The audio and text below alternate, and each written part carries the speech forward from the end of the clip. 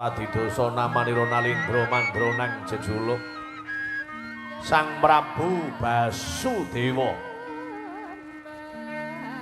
Prabu Basudewa Nalindra adil palamarta berbudi balaksana asitresna mring para kawula dasih. Lampahing pengadilan nindake dana siasat sama beda dana denda liretan ambau kapine lamun sampun kapidana.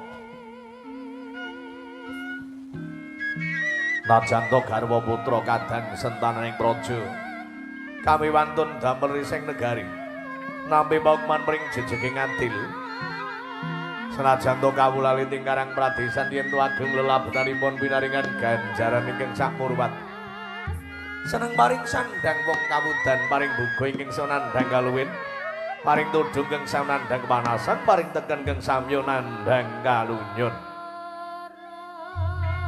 Bena jari sajuga Sang Sri Naranata lenggah wonten ing kursi gading dampar kencana pinaripit ingkang sarwarna liman babut pramudani sinebaran sari-sari ginanda wida jebat kasturi mangambak-ambar gandane tanyaya dewa ngijo wantah.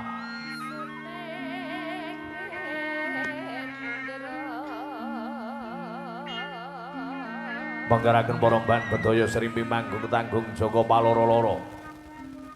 Mula-mula sesinoman iku ring guring pakulitane rompya-rompya busanane kathing ing samya mengker-mengker payu darane. Samya hangrakit upacaring nata. Ki Banyadalang sawunggaling arep golek lara badha kencana. Kacumas kate Mas Bokor kencana dipanggo ing sarwa retna.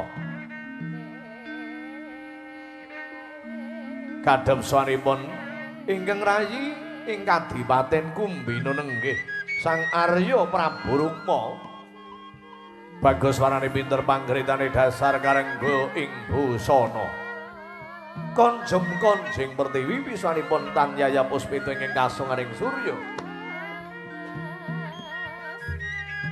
swanipun Raden Arya Prabu Rukma mengkeraken Raden Ugrasena ya Raden Setyajid saking kasatriyan Lesanpura datan kantun swanipun Regirapati.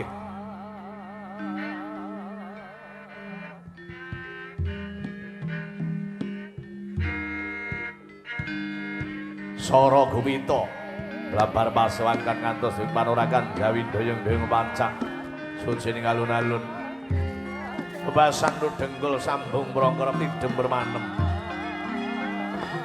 Anono bewalang alise sampira antara mampara ning kayun ana bengkape arsa semanten ing adi gening manding pasan pating jalang kerang pating jalang keringi balira mondro kemas ing pananggilan